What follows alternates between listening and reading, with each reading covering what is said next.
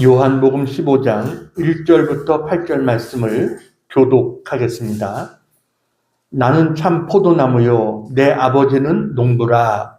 우리에게 들어있어 열매를 맺지 아니하는 가지는 아버지께서 그것을 제거해 버리시고 그 열매를 맺는 가지는 더 열매를 맺게 하려 하여 그것을 깨끗하게 하시느니라. 너희는 내가 일러준 말로 이미 깨끗하여졌으니 내 안에 거하라. 나도 너희 안에 거하리라. 가지가 포도나무에 붙어있지 아니하면 스스로 열매를 맺을 수 없음 같이 너희도 내 안에 있지 아니하면 그러하리라. 나는 포도나무요 너희는 가지라.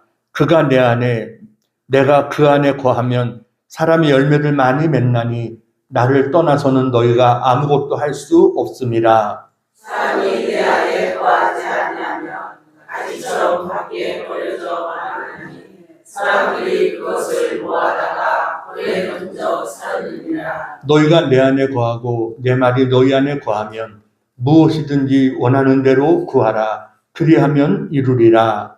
너희가 열매를 많이 맺으면 내 아버지께서 영광을 받으실 것이요 너희는 내 제자가 되리라. 아멘. 할렐루야. 아멘. 우리 옆에 분들하고 인사할까요? 사랑하고 축복합니다. 한번 인사합시다. 사랑하고 축복합니다.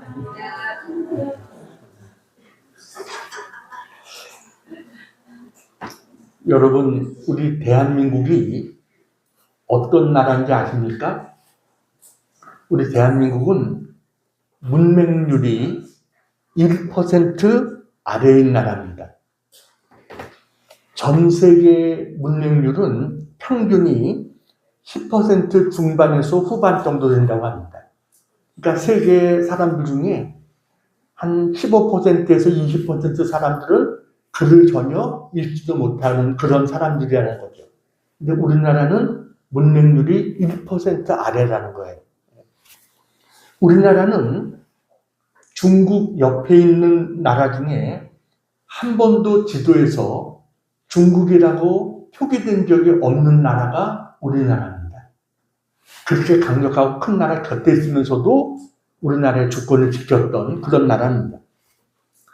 IMF를 최단기간에 극복한 나라입니다. 또 우리나라는 IQ가 전 세계 최고 수준의 나라입니다. 평균 IQ가 110.8이랍니다. 대한민국이. 그럼 전 세계 평균은 어느 정도 되느냐? 100 정도 됩니다. 근데 우리는 110.8 정도의 IQ를 갖고 있습니다. 우리나라는 세계적인 영향력의 문화 콘텐츠를 갖고 있는 나라가 우리나라입니다. 그래서 한류라고 그러잖아요. K-팝이라든가 영화라든가 드라마라든가 요즘은 음식까지 우리나라가 세계적으로 알려지고 있습니다. 거기다가 세계적인 제조업 강국입니다. 반도체, 자동차, 조선, 거기다가 가전, 나아가서는 방산에 이르기까지 우리나라는 모든 것을 만들어내는 제조업의 가장 강국입니다. 거기다가 세계에서 부러워하는 높은 의료 보장을 갖고 있습니다. 모든 국민이 필요한 의료 혜택을 받을 수 있는, 그것도 저렴하게 누릴 수 있는 이런 혜택을 가지고 있는 나라가 우리나라입니다. 언제든지 병원에 가면 우리가 즉각 의사를 만나고 기다리지 않고 진료받고 치료받을 수 있는 이런 혜택을 우리는 누리고 있습니다. 거기다가 우리나라는 새벽이나 심야에 여자들이 마음 놓고 기도하러 다녀도 무방한 그런 나라입니다. 밤에도 여자들이 다닐 수 있는 그만큼 안전한 나라라는 거죠. 여러분, 대단한 나라죠. 세계에서 이런 나라가 없습니다. 이런 모든 것을 다 갖추고 있는 나라가 없습니다. 우리나라의 국격이 갈수록 해마다 상승하고 있습니다.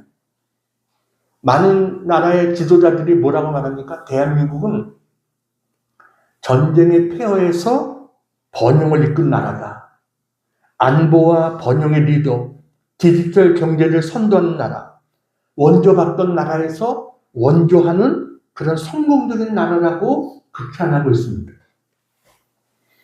우리나라를 찾는 외국인들에게 한국은 참으로도 놀랍고 매력적인 나라라는 것입니다.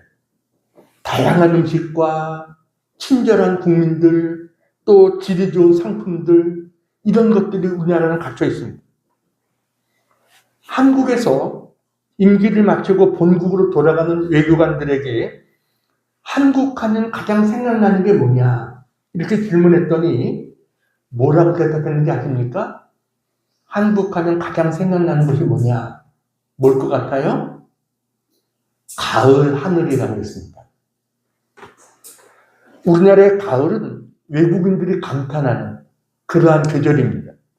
특히나 그 청명한 가을 하늘은 잊혀지지 않는 감동이라는 거예요.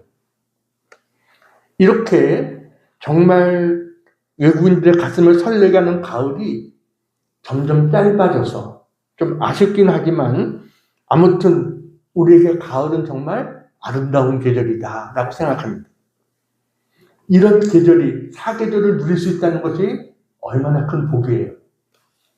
여러분 한번 가족끼리 신정원도 나가서 한번 걸어보세요. 지금 얼마나 단풍도 들고 얼마나 아름다운가 우리가 느낄 수 있죠. 그런데 가을이 아름다운 것은 아무래도 가을이 열매의 계절이기 때문에 그렇습니다. 각종 열매를 보는 기쁨, 열매를 수확하는 기쁨, 또 나무는 나무대로, 채소는 채소대로, 곡식은 곡식대로 모든 살아있는 것들이 전부 자신의 열매를 보여줍니다. 여러분, 성경은요, 꽃과 열매를 대조해서 보여줍니다. 꽃은 아름답죠. 그런데 그것은 잠깐 동안이라는 겁니다. 우리 시편 103편 15절 16절 같이 한번 읽어볼까요? 시작. 인생은 그날이 그 영화가 그의 꽃과 같도다. 16절. 사람이 지나가면 없어지나니 그 있던 자리도 다시 알지 못하거니와. 네, 인생은 뭐와 같아요? 풀과 같고 들의 꽃과 같다라고 그랬어요. 근데 그것은 바람이 지나가면 어떻게 돼요? 없어진다는 거예요. 야고보서 1장 10절 같이 한번 읽어봅니다. 시작. 또한 자는 자기의 나가기를 자랑할지니 이는 그가 풀의 꽃과 같이 지나가리라. 부한 것도 어떻게 됩니까? 풀의 꽃과 같이 잠깐 동안 반짝했다가 지나가 버린다는 겁니다. 베드로전서 1장 24절입니다. 자, 시작. 그러므로 모든 육체는 풀과 같고 그 모든 영광은 풀의 꽃과 같으니 풀은 마르고 꽃은 떨어지되. 네, 모든 육체와 모든 영광은 풀의 꽃과 같다. 왜냐하면 조금 지나면 마르고 떨어져 버리고 간다라는 거예요. 이처럼 꽃은 일시적이고 순간적인 세상 가치를 대변하고 있습니다. 근데 우리의 시대는 어떤 시대입니까? 꽃을 구하는 시대입니다. 순간적이고 외적인 아름다움만을 구하는 시대예요. 근데 그러한 아름다움은 금세 지나가 버리고 만다라는 겁니다. 그래서 꽃을 구하는 인생은 꽃이 떨어지는 것처럼 허무한 삶을 살게 될 거다라는 거예요. 하나님이 우리에게 요구하시는 것은 뭐냐? 그것은 열매입니다. 우리가 잘 아는 복 있는 사람이 어떤 사람입니까? 시편 1편 3절 같이 한번 읽겠습니다. 시작. 그는 시냇가에 심은 나무와 철을 따라 열매를 맺으며 그 잎사귀가 마르지 아니한 같으니 그가 하는 모든 일이 다 형통하리로다. 복 있는 사람은 어떤 사람이에요? 꽃을 피우기보다 열매를 맺는 사람이 복 있는 사람이다 라고 성경은 말합니다. 가을은 이 모든 아름다운 열매를 내어놓는 계절입니다. 그래서 가을은 축복의 계절입니다. 오늘 본문은 우리가 잘 아는 예수님의 포도나무 비유입니다. 오늘 예수님께서 나는 포도나무요 너희는 가지니 라고 말씀하셨어요. 여러분 포도나무 아시죠? 포도나무는 나무라고 하기는 좀 그렇습니다. 왜냐하면 실은 덩쿨에 가까운 그것이 포도나무입니다. 포도나무는 관상용 나무가 아닙니다. 제목으로도 쓸 수 없는 나무입니다. 그냥 땔감으로나 조금 쓸 수 있는 그런 나무가 포도나무예요. 썩혀서 거름으로 쓸 수 있는 나무도 아닙니다. 포도나무의 의미는 오직 열매를 맺는데 그 목적이 있다라는 것이에요. 주님이 우리를 부르신 이유도 열매를 맺는 데 있습니다. 그래서 오늘 본문의 마지막 결론이 16절입니다. 같이 한번 읽겠습니다. 16절 시작. 너희가 나를 택한 것이 아니요 내가 너희를 택하여 세우나니 이는 너희로 가서 열매를 맺게 하고 또 너희 열매가 항상 있게 하여 내 이름으로 아버지께 무엇을 구하든지 다 받게 하려 함이라. 아멘. 우리 그리스도인의 삶은 꽃을 피우는 삶보다 여러분 열매를 맺는 삶이 되어져야 될 줄로 믿습니다. 이 과일나무가 열매를 맺지 못하면 아무 소용이 없죠. 포도나무는 관상용으로 심는 게 아닙니다. 하나님도 우리에게 열매를 기대한다는 거예요. 그 열매를 통해서 우리가 그리스도인임을 나타낼 수 있다라고 성경은 말합니다. 오늘 본문 2절에 보면 이 포도나무에 근데 열매를 맺는 가지가 있고 열매를 맺지 못하는 가지가 있다라고 이야기해요. 그래서 2절, 5절, 8절에 보면 어떤 가지는 더 많은 열매를 맺는 가지도 있고 어떤 가지는 전혀 열매를 맺지 못하는 가지도 있다. 그런데 농부 입장에서 이 열매를 맺지 못하는 가지를 어떻게 한다는 것입니까? 이것은 괜히 영양분만 빼앗아가 쓸모없는 가지이기 때문에 이것을 단호하게 제거해버리겠다라고 말씀합니다. 그래서 열매 맺지 못하는 가지는 불행합니다. 잘리든지 찢기든지 버림을 받게 됩니다. 우리는 무엇보다도 열매 맺는 가지가 되어야 됩니다. 오늘 본문을 통해서 말씀하시는 나는 포도나무요 너희는 가지라. 오늘 그 의미가 뭔지 가지된 우리가 어떻게 살아야 될지 오늘 말씀을 통해서 함께 은혜를 나누겠습니다. 자, 첫 번째. 자, 시작. 예수님께 붙어 있어야 합니다. 네, 가지는 예수님께 붙어 있어야 된다. 자, 2절입니다. 2절. 같이 한번 읽겠습니다. 빨간 글씨 시작. 물은 내게 붙어 있어 열매를 맺지 아니하는 가지는 아버지께서 그것을 제버리시고, 예, 열매 맺지 못하는 가지는 아버지께서 그것을 제버리십니다. 근데 열매를 맺는 가지는 더 열매를 맺게 하려고 그것을 깨끗하게 하십니다. 그랬어요. 그래서 우리는 잘 붙어 있어야 됩니다.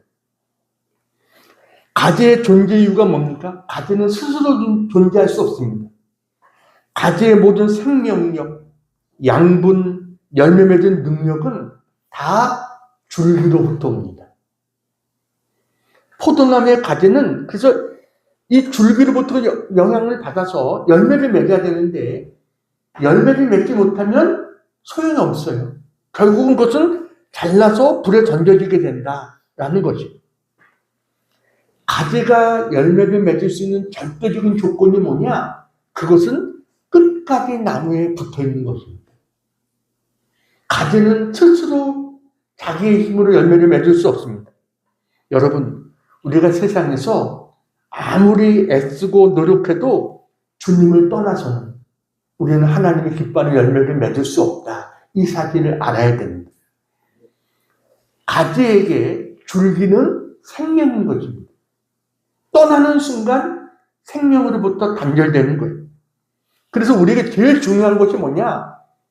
포도나무 줄기 대신 예수님께 우리가 붙어 있는 것. 이게 무엇보다 중요하다라는 거예요. 붙어 있기만 하면 밑으로부터 수분이 공급되고 영양분이 공급되고 그래서 결국은 자연스럽게 꽃을 피우고 열매를 맺게 된다라는 거예요. 자, 그러면 우리가 주님께 잘 붙어 있을 수 있는 비결이 뭐냐? 그건 바로 믿음입니다. 예수님이 나의 생명이요 나의 모든 것이 되신다는 사실을 믿고 주님께 단단히 붙어 있을 때 우리는 비로소 살아있는 가지가 되는 거예요. 여러분, 그렇게만 되면, 잘 붙어 있으면 누가 책임집니까? 농부가 책임져줍니다. 농부가 그 가지를 잘 보살펴 주는 거예요. 사진 보여드리겠습니다. 제가 늘 많이 얘기했던 중국 선교의 개척자였던 허드슨 테일러.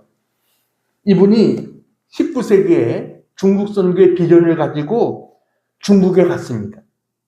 믿음으로 헌신하면서 중국에 갔는데 일이 많아지면서 이 협력자와 선교비가 필요했어요. 근데 도와주는 사람이 없는 거예요. 그러다 보니까 정신적인 부담이 점점 커지고 나중에는 신경쇠약에 걸릴 정도로 힘들어졌답니다. 그런 어느 날 저 허드슨 테일러가 성경을 읽다, 바로 이 요한복음 15장을 읽다가 이 말씀이 마음에 와서 닿았어요. 예수님이 나는 포도나무여 너희는 가지니, 이 말씀이 딱 자기 마음속에 마치 빛처럼 다가온 거예요. 아, 그렇다. 주님은 포도나무시고 나는 가지인데 내가 뭘 걱정할 것이 있느냐라는 겁니다. 주님께서 수분과 양분을 공급해주는 나무이신데 가지인 내가 스스로 양분과 스스로 수분을 공급하려고 애쓰고 있었으니 참으로 어리석구나. 주님, 이 시간부터 염려와 근심을 주님께 맡기겠사오니 책임져 주시옵소서. 이렇게 기도하는 겁니다. 여러분, 가지가 염려할 필요 있습니까? 주님께 붙어만 있으면 모든 것이 공급되는 거예요. 근데 가지가 스스로 염려하고 스스로 고민하고 이럴 필요가 없다는 거죠. 이게 깨달아진 거예요. 그래서 허드슨 테일러가 뭐라고 말하냐면, 포도나무 가지가 포도나무에게 묻기를 어떻게 하면 진액을 받아들일 수 있을까요? 라고 묻는 것이 아니라 붙어 있기만 하면 되는 것처럼 성도들이 예수님이 포도나무인 것을 기억하고 자신이 그리스도 안에 있다는 사실을 믿기만 하면 됩니다. 그리스도와 분리되지 않고 하나됨 속에 있을 때 주님의 무한한 자원은 내 것이 됩니다. 이미 우리 안에 그것은 시작됐습니다. 우리에게 가장 중요한 것은 그리스도 안에 사는 것이고 그리스도와 연합하는 것입니다. 그러면 언제든지 필요한 자원을 공급받을 수 있습니다. 이렇게 이야기를 했습니다. 여러분, 내게 주어진 환경이나 형편을 염려할 것이 아닙니다. 중요한 것은 주님께 붙어 있기만 하면 되는 것입니다. 나머지는 농부 대신 하나님께서 우리를 열매 맺을 수 있도록 인도해 주실 줄 믿습니다. 우리에게 제일 중요한 첫 번째, 주님께 붙어 있어야 됩니다. 두 번째, 같이 한번 읽겠습니다. 시작. 예수님 안에 거해야 합니다. 예수님께서 계속해서 하시는 말씀이 나의 안에 거하라 라고 말씀하십니다. 자, 오늘 말씀을 한번 봅니다. 계속 반복되는 단어가 있습니다. 4절, 자, 빨간 글씨 읽겠습니다. 시작. 내 안에 거하라. 나도 너희 안에 거하리라. 5절, 그가 내 안에, 내가 그 안에 거하면 사랑의 열매를 많이 맺나니. 6절, 사람이 내 안에 거하지 아니하면 가지처럼 밖에 버려져 마르나니. 7절, 너희가 내 안에 거하고 내 말이 너희 안에 거하면 무엇이든지 원하는 대로 구하라. 그리하면 이루리라. 같은 내용을 계속 반복하고 있죠. 이거는 강조하는 겁니다. 무슨 단어가 계속 반복됩니까? 거하라 라는 거예요. 거하라. 내 안에 거하라. 그러면 어떻게 돼요? 반드시 풍성한 열매가 따라오게 될 거다라는 것이에요. 그럼 여러분, 주님 안에 거한다는 게 무슨 뜻일까요? 어떻게 우리가 주님 안에 거할 수 있을까요? 첫째는 말씀 안에 거하라는 것입니다. 우리 7절 말씀, 자, 다시 한번 7절 읽겠습니다. 시작. 너희가 내 안에 거하고 내 말이 너희 안에 거하면 무엇이든지 원하는 대로 구하라. 그리하면 이루리라. 예. 너희가 내 안에 거하고 무엇이 우리 안에 거하여? 내 말이 너희 안에 거하면. 주님의 말씀 안에 우리가 거해야 된다는 거예요. 이거는요, 그냥 말씀이 내 의식 속에 잠깐 있다가 사라지는 이걸 말하는 게 아니에요. 말씀이 마치 내게 씨앗이 심겨져서 뿌리를 내리듯이 하나님 말씀이 내게 심겨져서 뿌리를 내리는 것, 이게 거하는 것입니다. 그래서 계속해서 살아 역사하는 거예요. 그러기 위해서 우리는 어떻게 돼요? 말씀을 이해하는 것으로 넘어서 말씀을 되새기고 그 의미를 우리가 깨닫고 우리의 삶 속에 순종하고 실천하는, 이게 말씀 속에 거하는 것이다 라는 것입니다. 이렇게 우리가 말씀 안에 거하면요, 말씀은 우리 안에서 가르치기를 합니다. 가르치기가 뭐예요? 잘못된 가지를 잘라내는 게 가르치기죠. 말씀이 내 안에 가르치기를 하는 거예요. 3절 말씀 같이 읽겠습니다. 3절 시작. 너희는 내가 일러준 말로 이미 깨끗하여졌으니. 네. 말씀이 우리를 깨끗하게 하신다는 거예요. 우리의 죄와 불필요한 것들을 씻어내고 정결케 한다는 겁니다. 말씀은 우리의 죄를 비추는 거울이 되어서 잘못된 길에서 돌이켜 회개하게 하고 우리가 그리스도를 닮는 삶이 될 수 있도록 우리를 힘주는, 이게 바로 하나님 말씀이다라는 겁니다. 우리가 세상 속에서 무엇이 옳은 것이고 무엇이 잘못됐는가 어떻게 분별해요? 말씀을 통해서 우리가 깨닫고 분별하는 거예요. 말씀은 내 발에 등이 되어주고 빛이 되어주기 때문에 우리가 올바른 길을 갈 수 있도록 말씀은 우리를 붙들어줍니다. 그리고 우리가 말씀 안에 거하게 되면은요, 이 말씀은 기도 응답으로 이어집니다. 말씀이 내 안에 들어오면 우리가 그걸 깨닫게 돼요. 아, 무엇이 하나님을 기쁘시게 하는 것인가? 어떤 게 하나님의 뜻인가? 이걸 알게 되고 그 말씀을 붙잡고 우리가 기도하게 되고 그러면 하나님은 어떻게 하세요? 우리의 기도에 응답해 주시는 그러한 축복이 있게 됩니다. 그래서 여러분, 말씀을 붙잡고 있는 기도는 힘이 있어요. 왜요? 하나님 말씀이기 때문에. 하나님 말씀은 변함이 없고 진실하고 능력이 있고 그 말씀을 믿기 때문에 기도하면서도 확신이 있는 거예요.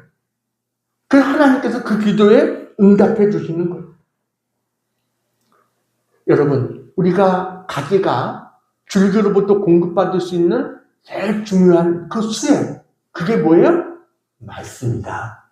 우리는 말씀의 수액을 공급받아야지 우리가 열매를 맺는 삶이 될 수 있다라는 거예요. 그래서 말씀 안에 거하라. 또 하나는 사랑 안에 거하라. 라는, 뭐라고요? 사랑 안에 거하라. 9절 말씀 같이 한번 읽겠습니다. 시작. 아버지께서 나를 사랑하신 것 같이 나도 너희를 사랑하였으니 나의 사랑 안에 거하라. 사랑 안에 거하라. 단순히 사랑을 느끼는 정도가 아니라 그 하나님의 사랑이 내 삶의 중심이 되고 그 하나님의 사랑을 가지고 나도 다른 사람들을 사랑하는 삶을 살아가는 것, 이게 사랑 안에 거하는 것이에요. 예수님은요, 자신도 하나님의 사랑 안에 거했다는 거예요. 너희는 나의 사랑 안에 거하라. 주님께서 이렇게 말씀하십니다. 그래서 여러분, 무엇보다 우리는 사랑 안에 거해야 돼요. 하나님이 나를 얼마나 사랑하시는지 그것을 알아야 됩니다. 그러기 위해서 어떻게 됩니까?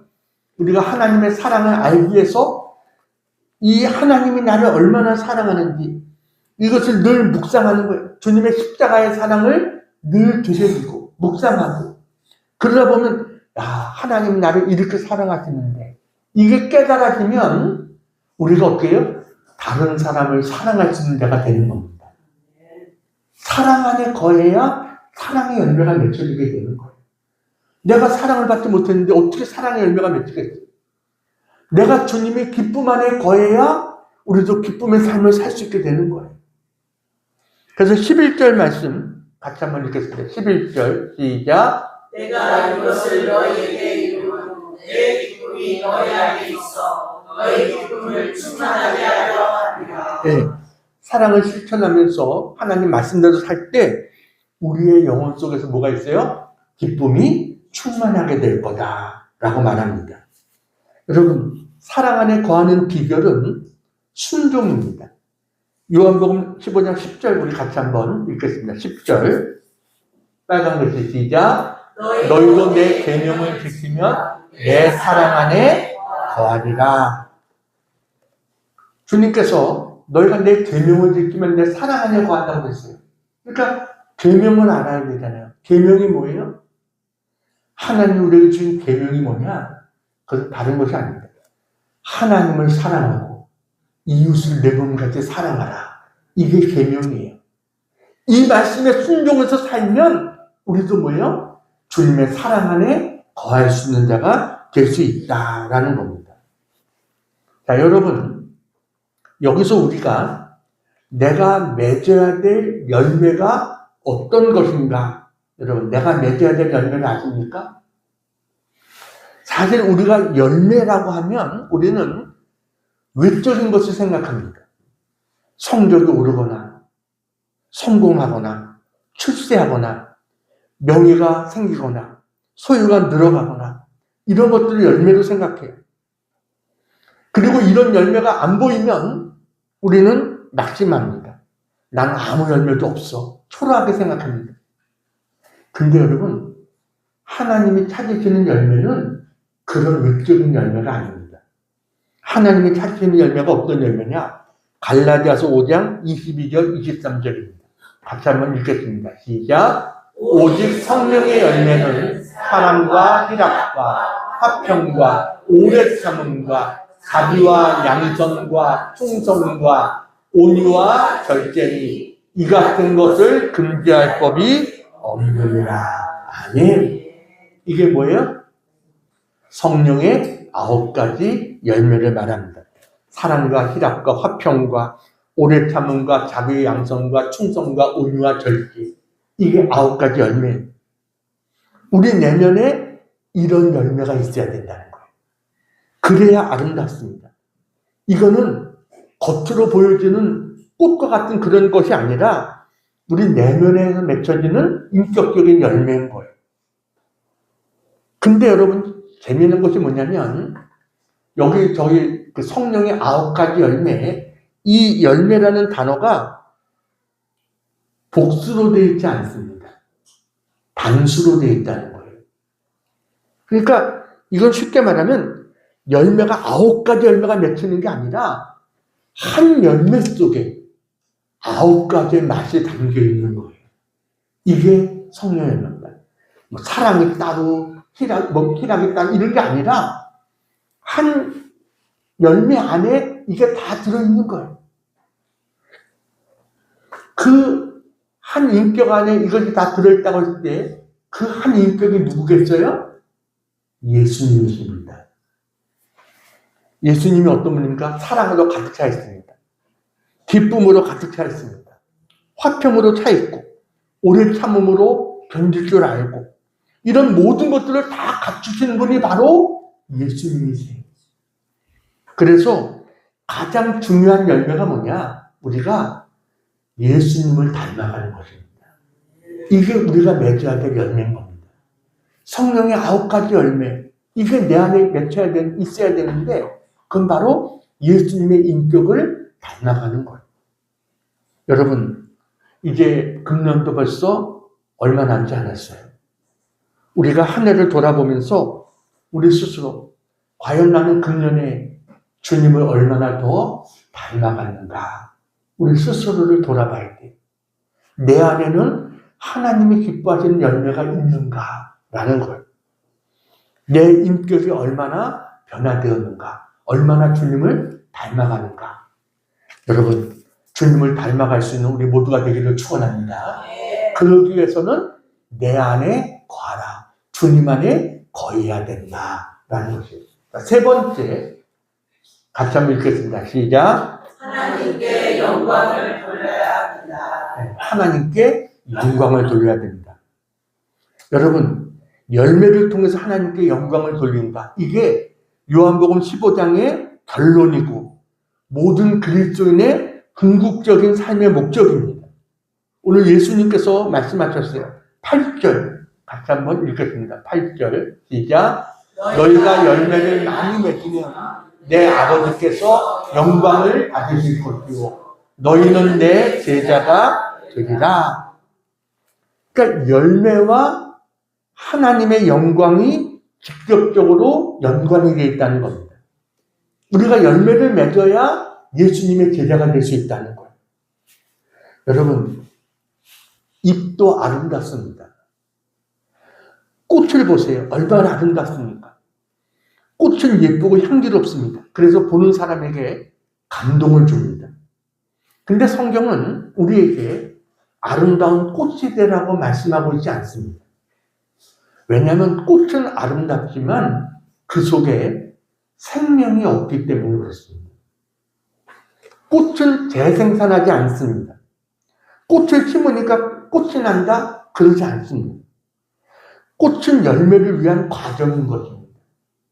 그래서 하나님의 관심은 우리의 화려해 보이는 꽃에 있는 것이 아니라 보이지 않는 그 씨앗 속에 그것을 통해서 열매 맺는 것에 하나님은 관심이 있으시다라는 거예요.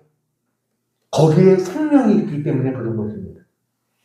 여러분, 우리가 열매를 맺으면 세상에서는요, 우리의 열매를 통해서 하나님을 보게 되는 거예요. 여러분, 그것보다 중요한 것이 어디 있어요? 그러니까 어떤 나무가 지금 열매를 잘 맺었어요. 그럼 우리가 그것을 보면서 여러분, 야, 이 가지가 참 훌륭하네. 이렇게 칭찬합니까? 아니죠. 그 가지를 키워낸 농부를 칭찬하죠. 야, 이 농부 올해 농사 잘 졌네. 우리가 이렇게 칭찬하잖아요. 우리가 좋은 열매를 맺으면 누가 영광을 받아요? 하나님이 영광을 받으시게 되는 거예요. 그래서 우리는 좋은 열매를 맺어야 됩니다. 성령의 열매를 맺는 방법은 간단합니다. 주님께 딱 붙어 살면 되는 것입니다. 그러면 내가 주 안에, 주가 내 안에 계시면 우리는 자연적으로, 억지로가 아니라 우리는 자연적으로 성령의 열매를 맺게 되는 줄로 믿습니다. 이제 한 가지 이야기하고 마치려고 합니다. 책을 하나 보여드리겠습니다. 네.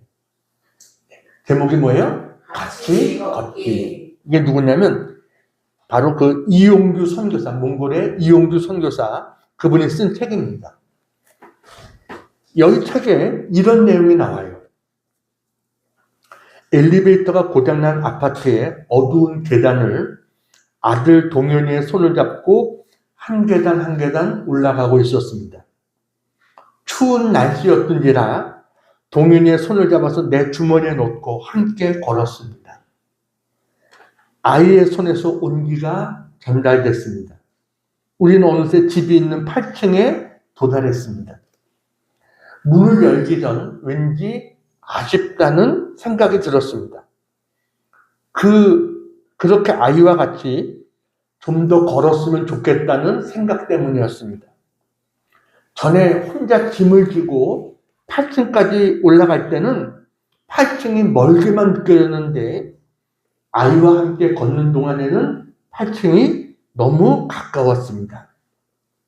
그때 갑자기 하나님과 같이 걷는 우리의 인생길도 이와 같다는 생각이 들었습니다. 이렇게 썼어요. 그러니까 몽골에서의 그 사역 기간 동안에 하나님과 함께 했던 그 시간, 가만히 보면 혼자 걸었으면 길고 지루했을 것 같은 그 삶의 고비마다 하나님과 함께 걸으니까 그 삶이 감사하고 행복했다. 그런 고백이었어요. 여러분, 우리가 혼자 가면 힘들지만 함께 하면 어떻게 돼요? 행복하죠. 무엇을 얻어서가 아니라, 무엇을 해서가 아니라, 무엇을 성취해서가 아니라 주님도 마찬가지 우리와 함께 있으면 행복해 하십니다. 이게 주님의 마음이십니다. 주님은 우리에게 대단한 것을 원하시는 것이 아니라 내가 주님 안에 있기만 하면 주님은 기뻐하시는 거예요. 주님께 잘 붙어있는 삶이 되기를 축복합니다. 우리가 열매를 맺을 때 하나님께서 우리에게 어떤 축복을 약속하고 계시는가? 8절에 보니까 하나님의 영광이 되고 예수님의 제자가 되리라고 했어요. 근데 또 한 가지의 축복이 있어요.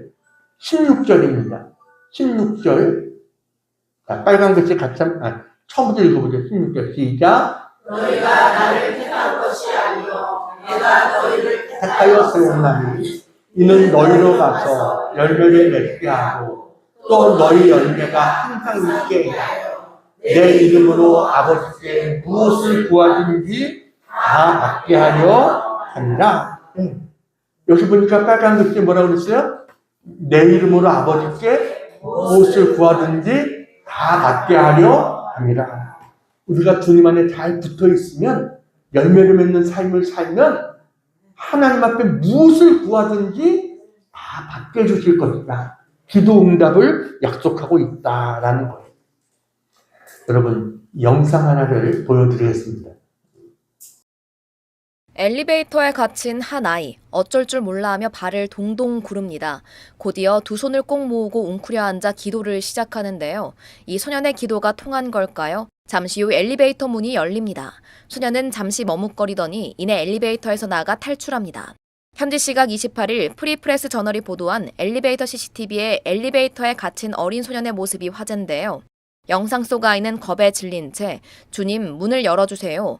조금 무섭지만 주님이 저와 함께 계신 걸 알아요 라고 속삭입니다. Jesus, por favor, abre a porta do elevador. Eu tô com um pouquinho de medo, mas eu sei que o Senhor cuida de mim. 아이가 기도를 마치고 아멘이라고 말하는 그 순간 굳게 닫혀있던 엘리베이터 문이 활짝 열립니다. 조금 놀란 듯 뒷걸음질 치던 소녀는 문이 닫히기 전 재빨리 엘리베이터에서 탈출하는데요. 영상은 SNS를 중심으로 빠르게 확산하며 감동을 주고 있습니다. 네티즌들은 아이의 순수함이 너무 아름답다. 두려운 상황에서 바로 기도할 수 있는 신앙심이 대단하다. 혼자 무서웠을 텐데 장하다 등의 반응이 이어집니다. 네, 잘 보셨어요? 한 아기가 여러분 주님이 저와 함께 계신 것을 알아요. 이 믿음의 기도에 하나님이 응답해 주신 줄 믿습니다. 그리고 이 영상이 하나님께 영광이 됐잖아요. 여러분 믿음으로 기도하면 하나님은 반드시 응답하신다라는 거예요. 제가 설교 서두에 우리 대한민국이 얼마나 좋은 나라인지를 말씀드렸습니다. 여러분 우리나라가 그렇게 될 수 있었던 이유가 뭘까요? 우리가 주님 안에 붙어 있었기 때문입니다. 하나님이 보호하사 우리나라 만든 이 은혜가 있었기 때문에 여러분 우리가 이북보다 훨씬 못 살았습니다. 근데 이북은 제일 못 사는 나라가 되고 우리는 세계에서 가장 부러워하는 그런 나라가 된 거예요. 왜요? 하나님이 열매를 맺게 해주니까. 근데 이제 우리가 조금 살만하니까 하나님과 멀어졌어요. 하나님을 잊어버리고 하나님을 떠나려고 하고 교회를 떠나려고 하고 그렇게 되면 어떻게 돼요? 사람들은 꽃을 보고서 좋다고 하면서 쫓아가지만 여러분 그것은 열매 없는 인생일 뿐인 것입니다. 예수님 말씀하십니다. 나는 포도나무요 너희는 가지라. 내가 가지로서의 본분을 다하겠다 결심할 수 있는 우리 모두가 되기를 바랍니다. 주님께 붙어있기를 바랍니다. 그리고 주님 안에 거해야 됩니다. 그리고 주님이 원하시는 열매를 맺어 하나님께 영광 돌리는 복된 성도들 다 되기를 주님의 이름으로 축원합니다. 기도하겠습니다. 사랑과 은혜가 많으신 아버지 하나님, 나는 참 포도나무요 너희는 가지라 말씀을 주셔서 감사합니다. 저의 모든 생명과 능력이 오직 주님께 붙어있음에서 온다는 사실을 고백합니다. 연약한 저희가 세상의 유혹에 흔들리지 않고 주님 안에 굳건히 붙어있게 하여 주시옵소서. 십자가의 희생으로 저희를 사랑하신 주님, 저희가 그 사랑 안에 거하기를 원합니다. 주님의 계명에 순종함으로 그 사랑을 확증하게 하시고 말로만이 아닌 행함과 진실함으로 이웃과 공동체를 섬기게 하여 주시옵소서. 농부이신 하나님 아버지, 저희가 주님 안에 거함으로 풍성한 열매를 맺어 아버지께 영광 돌리기를 소원합니다. 저희 삶을 통해 성령의 아름다운 열매가 맺히게 하시고 세상 사람들이 저희의 열매를 통해 하나님의 살아계심을 보고 주님께 돌아오는 역사들이 있게 해 주시옵소서. 예수님의 이름으로 기도하옵나이다. 아멘.